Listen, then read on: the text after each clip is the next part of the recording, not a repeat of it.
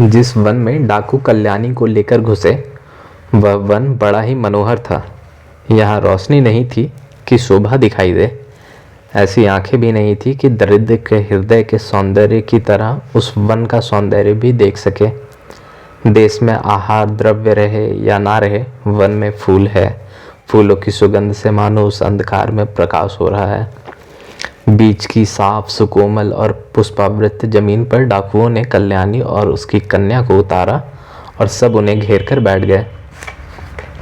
इसके बाद उन सब के बीच यह बहस चली कि इन लोगों का क्या किया जाए। कल्याणी के पास जो कुछ गहने थे उन्हें डाकुओं ने पहले ही हस्तगत कर लिया था। एक दल उसके हिस्से बखरे में व्यस्त हो गया।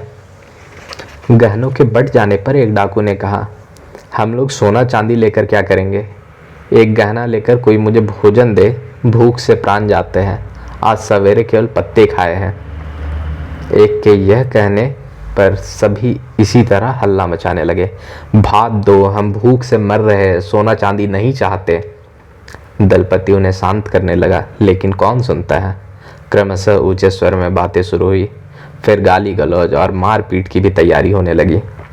जिसे जिसे हिस्से में गहने मिले थे वे लोग अपने हिस्से के गहने खींच खींच कर दलपति के शरीर पर मारने लगे। दलपति ने भी दो एक को मारा। इस पर सब मिलकर आक्रमण कर दलपति पर आघात करने लगे। दलपति अनाहार के कारण कमजोर और अधमरा तो आप ही था। दो चार आघात में ही गिरकर मर गया। उन भूखे, पीड़ित, उत्तेजित और दया शून्य डाकुओं में से एक ने कहा, सियार का मांस खा चुके हैं, भूख से प्राण जा रहे हैं, आओ भाई आज इसी साले को खा ले। इस पर सबने मिलकर जय काली कहकर जय घोष किया। जय काली, आज नर मांस खाएंगे। यह कहकर वे सब नर कंकाल रूपधारी खिलखिलाकर हंस पड़े और तालियां बजाते हुए नाचने लगे। एक दलपति ने शरीर को भूनने के लिए आग जलाने का इंतजाम करने लगा। लता, डालियां और पत्ते संग्रह कर उसने चकमक पत्थर द्वारा आग पैदा कर उसे धधकाया। धधक कर आग जल उठी। आग की लपट के पास के आम, खजूर, पनस, नींबू आदि के वृक्षों के कोमल हरे पत्ते चमकने लगे। कहीं पत्ते जलने लगे, कहीं घास पर रोशनी से हरियाली हुई तो कहीं अंधेरा और गाढ़ा हो गया। आग जल जाने पर कुछ लोग दलपति के कंकाल को आग में फेंकने के लिए घसीट कर लाने लगे। इसी समय एक बोल उठा, ठहरो ठहरो, अगर यह मांस ही खाकर आज भूख मिटानी है तो इस सूखे नर कंकाल को ना भूनकर आओ इस कोमल लड़की को ही भूनकर खाया जाए।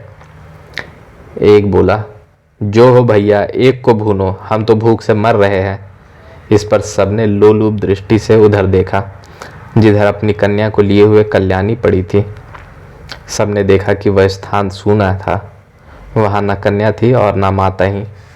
डाकुओं के आपसी विवाद और मारपीट के समय सुयोग पाकर कल्याणी गोद में बच्ची को सीने से चिपकाए वन के भीतर भाग गई। शिकार को भागा देखकर वह प्रेत दल मार मार करता हुआ चारों तरफ उन्हें पकड़ने के लिए दौड़ पड़ा। अवस्था विशेष में मनुष्य पशु मात्र रह जाता है। जंगल के भीतर घनघोर अंधकार है। कल्याणी को उधर राह मिलना मुश्किल हो गया। वृक्ष लताओं के झुरमुट के कारण एक तो राह कठिन, दूसरे रात का घना अंधेरा। कांटों से बींधती हुई कल्याणी उन आदमखोरों से बचने के लिए भागी जा रही थी। बेचारी कोमल लड़की को भी कांटे लग रहे थे। अबोध बालिका गोद में चीख चीख कर रोने लगी। उसका रोना सुनकर दस्यु दल और चित्कार करने लगा।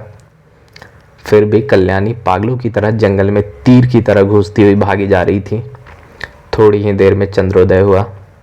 अब तक कल्याणी के मन में भरोसा था कि अंधेरे में नर पिशाच उसे देख ना सकेंगे। कुछ देर परेशान होकर पीछा छोड़कर लौट जाएंगे, लेकिन अब चांद का प्रकाश फैलने से वह अधीर हो उठी। चंद्रमा ने आकाश में ऊंचे उठकर वन पर अपना रुपहला आवरण फैला दिया। जंगल का भीतरी हिस्सा अंधेरे में चांदनी से चमक उठा। अंधकार में भी एक तरह की उज्ज्वलता फैल गई। चांदनी वन के भीतर छिद्रों से घुसकर आंख में चौनी करने लगी। चंद्रमा जैसे जैसे ऊपर उठने लगा वैसे वैसे प्रकाश फैलने लगा। जंगल को अंधकार अपने में समेटने लगा। कल्याणी पुत्री को गोद में लिए हुए और गहन वन में जाकर छिपने लगी। उजाला पाकर दस्यु दल और अधिक शोर मचाते हुए दौड़ धूप कर खोज करने लगा। कन्या भी शोर सुनकर और जोर से चिल्लाने लगी। अब कल्याणी भी धक्कर चूर हो गई थी। वह भागना छोड़कर वट वृक्ष के नीचे साफ जगह देखकर कोमल पत्तियों पर बैठ गई और भगवान को पुकारने लगी। कहाँ हो तुम, जिसकी मैं नित्य पूजा करती थी, नित्य नमस्कार करती थी, जिनके एकमात्र भरोसे पर इस जंगल में घुसने का साहस कर सकी? कहाँ हो हे मधुसूदन? इस समय भय और भक्ति की प्रगाढ़ता से, भूख प्यास से और थकावट से कल्याणी धीरे धीरे अचेत होने लगी। लेकिन आंतरिक चैतन्य से उसने सुना, अंतरिक्ष में स्वर्ग गीत सुनाई पड़ रहा है। हरे मुरारे मधुकट भारे, गोपाल गोविंद मुकुंद प्यारे, हरे मुरारे मधुकट भारे। कल्याणी बचपन से पुराणों का वर्णन करती सुनती आई थी कि देवर्षि नारद हाथों में वीणा लिए हुए आकाश पद से भुवन भ्रमण किया करते हैं। उसके हृदय में वही कल्पना जागृत होने लगी। वह मन ही मन देखने लगी, शुभ्र शरीर, शुभ्र वेश, शुभ्र केश, शुभ्र वसन, महामती महामुनि वीणा लिए हुए चांदनी से चमकते आकाश की राह पर गाते आ रहे हैं। हरे मुरारे मधुकट भारे। क्रमशः गीत निकट आता हुआ और भी स्पष्ट सुनाई पड़ने लगा। हरे मुरारे मधुकट भारे, क्रमशः और भी निकट और भी स्पष्ट, हरे मुरारे मधुकट भारे। अंत में कल्याणी के मस्तक पर वनस्थली में प्रतिध्वनित होता हुआ गीत पूर्णतः स्पष्ट होने लगा। हरे मुरारे मधुकट भारे। कल्याणी ने अपनी आंखें खोली। धुंधले अंधेरे की चांदनी में उसने देखा सामने वही शुभ्र शरीर, शुभ्र वेश, शुभ्र केश, शुभ्र वसन ऋषि मूर्ति खड़ी है। विकृत मस्तिष्क और अर्धचेतन अवस्था में कल्याणी ने मन में सोचा प्रणाम करूं, लेकिन सिर झुकाने से पहले ही वह फिर अचेत हो गई और गिर पड़ी। इसी वन में एक बहुत विस्तृत भूमि पर ठोस पत्थरों से निर्मित एक बहुत बड़ा मठ है। पुरातत्ववेत्ता उसे देखकर कह सकते हैं कि पूर्व काल में यह बौद्धों का विहार था। इसके बाद हिंदुओं का मठ हो गया है। 2 खंडों में अट्टालिकाएं बनी हैं। उसमें अनेक देव मंदिर और सामने नाट्य मंदिर है। वह समूचा मठ 4 दीवारी से घिरा हुआ है और बाहरी हिस्सा ऊंचे ऊंचे साधन वृक्षों से इस तरह आच्छादित है कि दिन में समीप जाकर भी कोई यह नहीं जान सकता कि यहाँ इतना बड़ा मठ है। यूँ तो प्राचीन होने के कारण मठ की दीवारें अनेक स्थानों से टूट फूट गई है, लेकिन दिन में देखने से साफ पता लगेगा कि अभी हाल ही में उसे बनाया गया है। देखने से तो यही जान पड़ेगा कि इस दुर्भेद्य वन के अंदर कोई मनुष्य न रहता होगा। उस अट्टालिका की एक कोठरी में लकड़ी का बहुत बड़ा कुंदा जल रहा था। कल्याणी ने आंख खोलने पर देखा कि सामने ही वह ऋषि महात्मा बैठे हैं। कल्याणी बड़े आश्चर्य से चारों तरफ देखने लगी। अभी उसकी स्मृति पूरी तरह जागी न थी। यह देखकर महापुरुष ने कहा, बेटी, यह देवताओं का मंदिर है, डरना नहीं। थोड़ा दूध है, उसे पियो, फिर तुमसे बात होगी। पहले तो कल्याणी कुछ समझ ना सकी, लेकिन धीरे धीरे उसके हृदय में जब धीरज हुआ तो उसने उठकर अपने गले में आंचल डालकर और जमीन से मस्तक लगाकर प्रणाम किया। महात्मा जी ने सुमंगल आशीर्वाद देकर दूसरे कमरे से एक सुगंधित मिट्टी का बर्तन लाकर उसमें दूध गर्म किया। दूध के गर्म हो जाने पर उसे कल्याणी को देकर बोले, बेटी, दूध कन्या को भी पिलाओ और स्वयं भी पियो, उसके बाद बातें करना। कल्याणी संतुष्ट हृदय से कन्या को दूध पिलाने लगी। उसके बाद उस महात्मा ने कहा, मैं जब तक ना आऊं कोई चिंता न करना। यह कहकर वे कमरे से बाहर चले गए। कुछ देर बाद उन्होंने लौटकर देखा कि कल्याणी ने कन्या को दूध पिला दिया है, लेकिन स्वयं कुछ नहीं पिया। जो दूध रखा हुआ था उसमें से बहुत थोड़ा खर्च हुआ था। इस पर महात्मा ने कहा, बेटी, तुमने दूध नहीं पिया? मैं फिर बाहर जाता हूँ, जब तक तुम दूध ना पियोगी मैं वापस ना आऊँगा। वह ऋषि तुल्य महात्मा यह कहकर बाहर जा ही रहे थे। इसी समय कल्याणी फिर प्रणाम कर हाथ जोड़कर खड़ी हो गई। महात्मा ने पूछा, क्या कहना चाहती हो? कल्याणी ने हाथ जोड़े हुए पूछा, मुझे दूध पीने की आज्ञा ना दे, उसमें एक बाधा है, मैं पी ना सकूंगी। इस पर महात्मा ने दुखी हृदय से कहा, क्या बाधा है? मैं ब्रह्मचारी हूँ, तुम मेरी कन्या के समान हो। ऐसी कौन सी बात हो सकती है जो मुझसे कह ना सको? मैं जब तुम्हें वन से उठाकर यहाँ ले आया तो तुम अत्यंत भूख प्यास से अवसन्न थी। तुम अधिक दूध ना पियोगी तो कैसे बचोगी?